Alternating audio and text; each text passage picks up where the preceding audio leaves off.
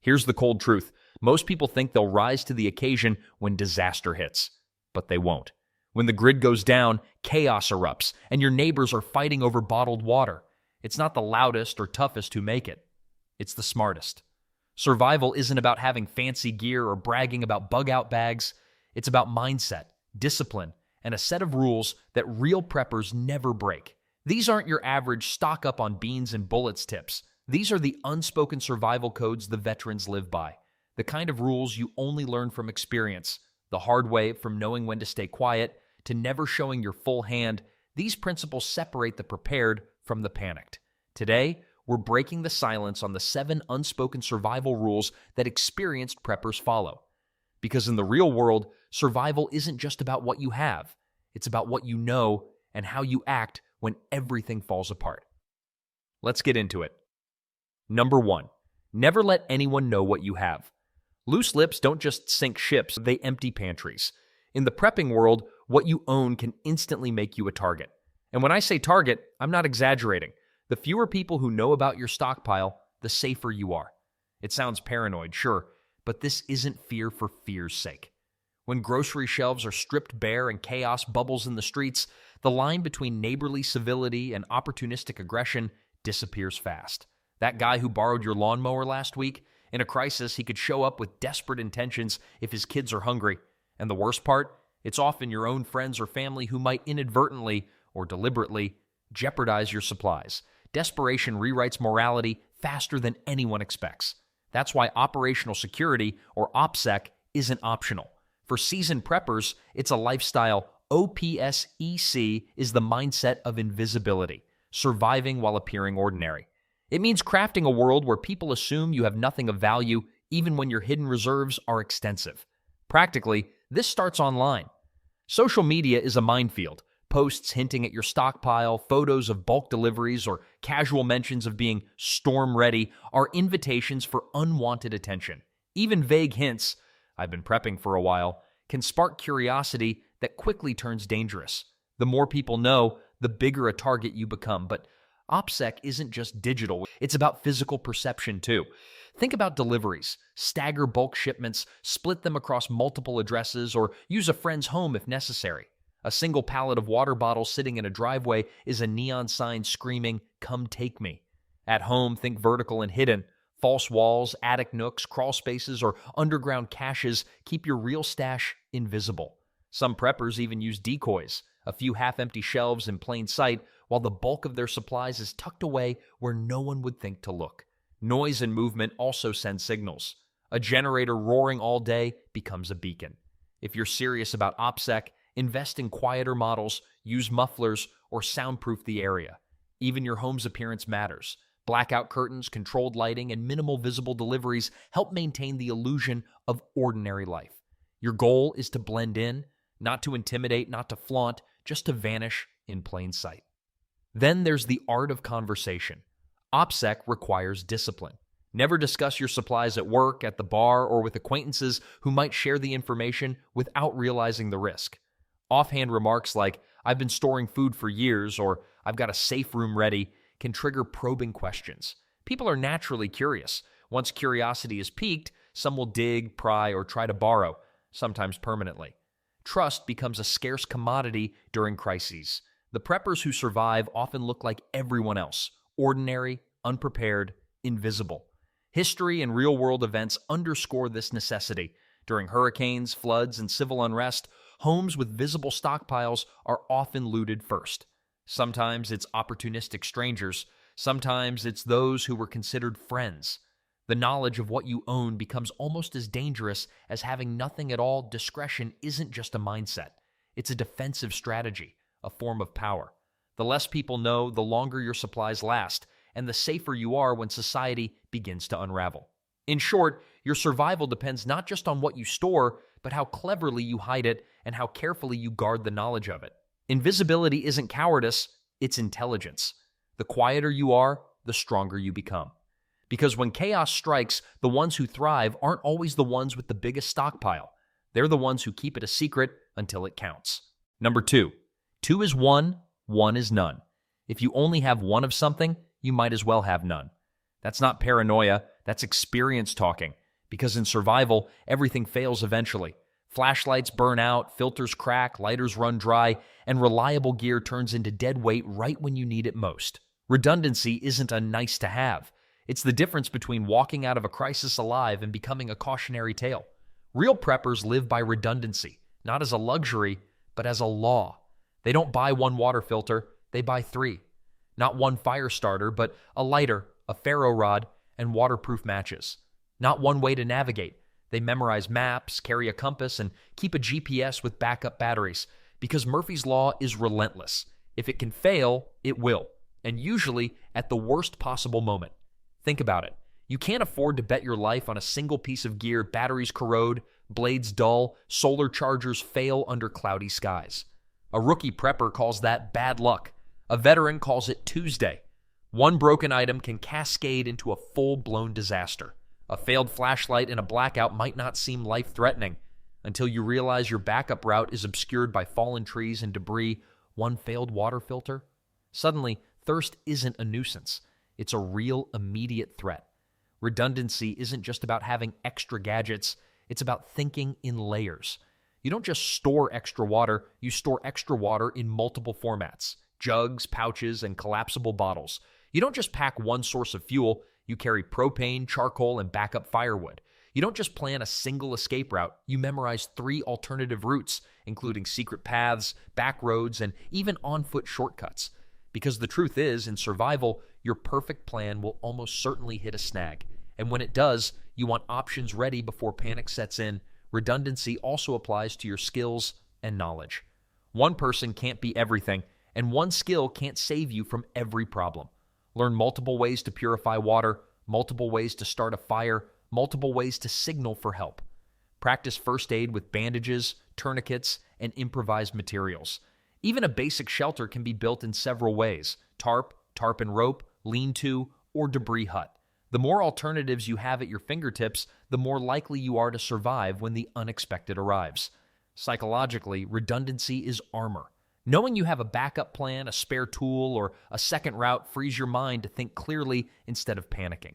It's the difference between a frantic, last-minute scramble and calm, deliberate action. It's why veterans don't waste energy fearing failure. They accept it as inevitable and prepare for it. And here's the uncomfortable truth most rookies ignore. You'll never have a perfect setup. No gear is bulletproof, no plan is flawless, no skill is infallible. The only way to stack the odds in your favor is to double down. And then some. Carry 2 knives, 3 filters, 4 ways to signal, and multiple fallback food caches. Because when one layer fails, you want the next ready to take over seamlessly. Even the best preppers accept the brutal reality. In survival, nothing is sacred. Your favorite knife might snap, your top-of-the-line filter might clog, your sophisticated GPS might die at the exact moment you need it. And when that happens, the difference between life and death is whether you have a second, a third, and even a 4th layer of options waiting, because 2 is 1 and 1 is none. Survival isn't about what you have once, it's about what you can replace, repair, or improvise twice. It's about turning failure from a catastrophe into a manageable obstacle. It's about having Plan B, Plan C, and Plan D quietly waiting in the wings while everyone else prays their one and only option holds up. At its core, redundancy isn't an indulgence. It's a philosophy. It's a mindset that whispers every day: expect failure, prepare anyway. And in a world where everything eventually fails, gear, plans, systems, even people, that whisper is the lifeline that keeps you alive when everything else falls apart. Number 3, skills beat stuff. Every time. Here's the brutal truth. Your shiny gear won't save you if you don't know how to use it. A stockpile is temporary. Skills are permanent. You can lose your bag, your food, even your shelter. But what's in your head stays with you. That's why seasoned preppers spend more time training than shopping. Anyone can hoard supplies. Anyone can fill a garage with canned goods, batteries, generators, and a dozen survival kits from Amazon. But when the last can of beans is gone, the batteries are dead, and the generator sputters its last breath, it's not the stuff that keeps you alive. It's the know-how. The ones who survive aren't the ones with the fanciest tents or the biggest stockpile. They're the ones who can adapt. They can purify water using nothing more than charcoal, cloth, and a little ingenuity. They can start a fire in a downpour using friction, a bow drill, or a ferro rod. They can repair a busted generator with scrap metal and duct tape. They can jury-rig a shelter from debris after a storm tears a roof off. They can hunt, trap, or forage dinner with patience, practice, and nerves of steel. You can spot the difference instantly. Rookies brag about their gear lists. I've got 50 cans of beans and a solar charger. Veterans, they brag about their skills. I can catch fish in a stream even if all my gear is gone, and every tool in your pack is only as useful as your ability to improvise when it fails. And here's the kicker. Even if someone steals your stuff, they can't steal your know-how. Knowledge can't be looted, borrowed, or depleted. It's yours forever. This is where most preppers get it wrong. They treat survival like a shopping trip, ticking off boxes on a list, hoping that quantity will equal security. But the best preppers live it daily. They garden in the summer sun and preserve food in the winter chill. They fix broken tools instead of tossing them. They practice first aid until bandaging a wound becomes muscle memory. They navigate forests and cities alike without GPS, using the stars, the sun, and natural landmarks. They don't just prepare for a collapse. They prepare to thrive without convenience. Skills aren't just about survival. They're about resilience. They turn panic into problem solving, fear into action. When the grid's gone, the supermarkets are empty, and the world has gone dark, knowledge becomes the real currency. Imagine it. Neighbors fighting over the last bottle of water, lights flickering out, sirens wailing in the distance. You're calmly boiling water over a campfire you made yourself, fixing a broken window with scraps from your garage, cooking a meal from foraged plants you actually recognize. The ones who practiced before the storm, who honed their skills when life was still easy, are the ones who'll still be standing after it. Because here's the hard truth. Gear gets lost, breaks, or runs out. Batteries die. Generators fail. Even canned goods rot if stored incorrectly. Skills, they last a lifetime. And in the end, the mind is the most powerful tool you'll ever own. Mastering your skills is like an insurance policy you can't outgrow, a wealth you can't spend, and a weapon no one can take from you. Whether it's tying knots, reading animal tracks, making fire, purifying water, or navigating in zero visibility, these abilities are what separate the spectators from the survivors. Gear can make life easier. Skills make life possible. So stop obsessing over what's in your pack and start obsessing over what's in your head. Learn it, practice it, live it. Because when the world tests you, it won't care what brand your flashlight is. It will only care what you know. And that knowledge, that's what keeps you alive. Number 4, stay gray. Blend in, don't stand out. If you look like a prepper, you've already failed. The gray man rule isn't paranoia, it's survival through invisibility. In a crisis, the loudest, most confident-looking person becomes the first target. The guy in full tactical camo strutting with a bug-out bag and a walkie-talkie? Yeah, he's the walking ATM of the apocalypse. Everyone's going to remember him when hunger kicks in, and everyone will remember him first. For all the wrong reasons, staying gray means blending in, disappearing into the background, and never drawing attention to your preparedness. You dress like everyone else, move like everyone else, and talk like everyone else, even if you're 10 steps ahead of them. No flashy gear, no neon survival vests, no look at me tactical boots, no bragging, no I told you so speeches when things go south. The idea is simple. Attention is danger. The more visible you are, the faster your resources become someone else's priority. This isn't just about clothes or gear, it's psychological. People attack what they notice. They ignore what they don't. A gray man isn't just quiet in appearance. He's quiet in habits. Habits that make him invisible even to those paying attention. Experienced preppers move silently through life, avoiding patterns that scream, I'm prepared. They stagger trips to stores, rotate supplies in unmarked boxes, and keep storage in plain sight disguised as normal household items. Their social media footprints? Minimal. Their bragging rights? Non-existent. Even subtle cues like carrying a grocery bag that clearly contains survival gear can put a target on your back. Gray men know that what you carry and how you carry it is a signal. The gray lifestyle extends beyond visibility. It's about perception management. Someone who looks ready sends a signal. Targets, take note.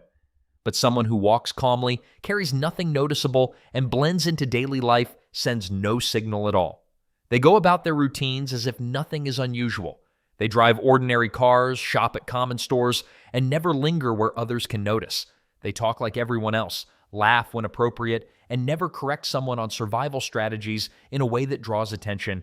Even their eyes, posture, and small gestures are calibrated to avoid suspicion. And here's the kicker. Staying gray doesn't make you weak. It makes you smart. It's about surviving the human element of collapse, greed, desperation, envy. Because no amount of gear protects you if people know you have it, but invisibility, that's armor you can wear every day, long before disaster strikes, and it works like nothing else. Consider this. In a chaotic evacuation, the guy in camo is raided within minutes. His backpack disappears, his stockpile is gone, and he's lucky to escape with his life. Meanwhile, the gray man walks past unnoticed, carrying nothing conspicuous, moving calmly, carrying supplies in unremarkable containers. He blends in with the crowd, observes, adapts, and leaves with everything he needs. Untouched, unthreatened, and still in control. That's the power of being unseen. In the world of survival, invisibility isn't just a tactic, it's a philosophy. It's patience, discipline, and subtlety wrapped into every action. It's the quiet knowledge that the less people know about you, the safer you are. Because when disaster comes, the safest person isn't the one everyone admires or fears. It's the one no one ever notices, quietly walking past with everything they need. Number 5, never burn all your bridges. In survival circles, you'll hear a lot about independence. Living off-grid, going solo, relying on no one sounds badass, right? The lone wolf image, rugged, self-sufficient, answering to nobody. But here's the cold truth. Even the lone wolf eventually starves, gets injured, or just runs out of luck. No one truly survives alone for long. Not in the real world, not when systems fail, and definitely not when chaos rules. You can have every gadget, every weapon, and a bunker full of beans, but eventually you'll hit a wall. Food spoils, gear breaks, you get sick. And when that day comes, all the people you brushed off, ignored, or outright alienated, they might be the ones holding the key to your survival. That mechanic you annoyed, he's the one with the generator parts. That old nurse down the road, she's got antibiotics and a steady hand. That quiet farmer you never bothered to know, he's sitting on a field of food you can't grow. See, real preppers know this isn't about being liked. It's about being connected. Independence doesn't mean isolation. It means resilience. And resilience often looks like community, small, quiet alliances built long before things fall apart. You don't need to walk around flashing your prepper card or handing out invitations to your bug-out location. In fact, don't. The smartest preppers operate under the radar. They build trust with small, consistent actions. Lending a tool, helping with repairs, checking on a neighbor during a storm. Every small favor is a deposit in your social bank account, one that pays out when the grid goes dark. Because when society fractures, skills become currency. The guy who can fix an engine, mend a wound, or grow crops becomes more valuable than a millionaire with nothing but cash. A gallon of gas, a few antibiotics, or even basic knowledge can become trade gold, and the network you've built, those quiet handshakes and mutual favors, becomes your market, your security, your lifeline. The lone wolf fantasy looks great on YouTube. Black-clad preppers with bug-out bags disappearing into the woods like ghosts. But in reality, isolation breeds exhaustion, paranoia, and vulnerability. You can't guard your stash 24/7. You can't stitch your own back shut. You can't cover every angle, every threat, every task. Eventually, you'll need someone. Maybe not today, maybe not tomorrow, but soon. But here's the trick. Don't swing to the other extreme. Never go all in on anyone. Trust is earned, not granted. Keep your circle small, your cards close, and your leverage balanced. The best preppers form alliances quietly, not with promises, but with proof, reliability, skill, and mutual respect. A trustworthy ally is a force multiplier. A burned bridge is a choke point. Both can decide whether you make it or don't. And don't underestimate the human factor. Survival isn't just a checklist of gear and food, it's psychological. Having people you can talk to, share tasks with, or just trust for a few hours of sleep without fear, that's priceless. It's the difference between surviving and slowly losing your sanity in silence. So, yeah, go off grid, stay sharp, keep your independence, but never mistake self-reliance for isolation. The best survivors aren't just stocked, they're connected. They quietly weave a web of capable, dependable people long before the storm hits. Because when the world collapses, the bridges you built will carry you further than any stockpile ever could. Number 6, don't trust the first wave of calm. Here's how it always plays out. Chaos hits, panic, screaming, empty shelves, sirens everywhere. People scramble, nerves fray, and everyone feels like the world is ending. Then, after a few days, things seem to settle. The streets quiet down. Neighbors peek out of their windows. Grocery stores restock as if nothing happened. And the whispers start, maybe it's over. Spoiler alert, it's not that calm you feel. It's a trap. It's the eye of the storm. The brief, deceptive pause before the second wave hits harder than the first. The amateurs breathe a sigh of relief, relax, even leave doors unlocked. The veterans, they know better. The most dangerous phase of any crisis isn't the chaos itself. It's right after people stop being scared. When fear fades, desperation takes its place. The unprepared start to strategize. Looters regroup, gangs organize, and those who have been waiting silently, the quiet, patient types, make their move. That's when homes get raided, supplies vanish, and people who thought it's over realize it never really was. Survival isn't a single wave to ride out, it's a marathon of vigilance. Seasoned preppers stay in defensive mode long after the crowd relaxes. They don't unpack everything. They ration their supplies carefully. They avoid drawing attention. They monitor radio chatter, track movement in their neighborhood, and plan contingencies. Because real survival isn't about surviving the first wave, it's about outlasting the last one. So when everyone else starts acting normal again, that's your cue to double-check your locks, reinforce your defenses, and stay low. Keep a reserve of food and water hidden. Keep backup tools and weapons ready. Watch the quiet corners where trouble often gathers. Because the first calm after chaos isn't peace, it's bait. And the ones who act first, thinking the danger is gone, are often the ones who pay the highest price. Vigilance isn't paranoia, it's practice.